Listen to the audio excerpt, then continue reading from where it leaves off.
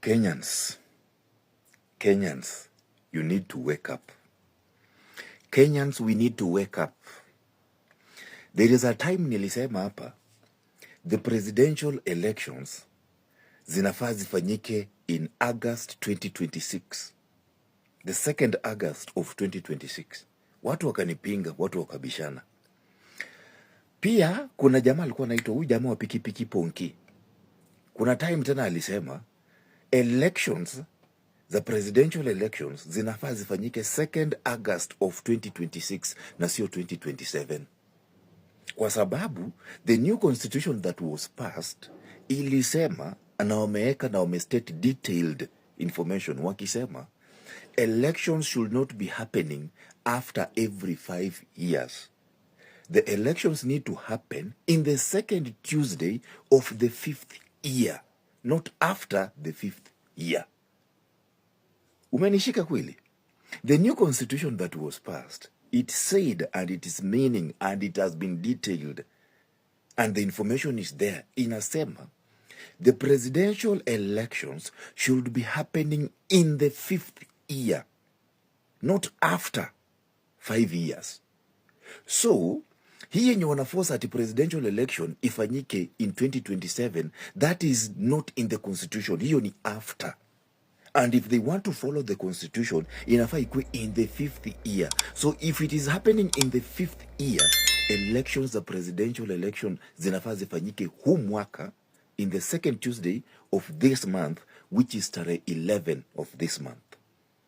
So the presidential elections needs to happen this month on 11th, because it is the 2nd Tuesday of August. I hope I'm saying the correct date. Wacha ni confirm.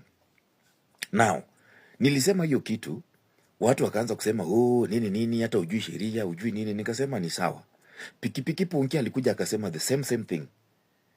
Yes, 2nd Tuesday itakuwa tarehe 11 this month. That is when elections are supposed to happen. Now, tutoke kwa pikipiki Ponki, tutoke kwa mimi. Wacha tuende sasa kwa judge. Now, there is a judge pale kwa High Court. Anaitwa judge, nitawekea hapo. Anaitwa judge Justice Mugure Thande, judge of the High Court. Amesema hivyo, a declaration is hereby made that the holding the next presidential election on any other date other than the 2nd Tuesday in August 2026 violates the constitution and will consequently be null and void. Hello? Kenyans, hello? A declaration is hereby made that holding the next presidential election on any date other than the 2nd Tuesday in August 2026 violates the constitution and will consequently be null and void.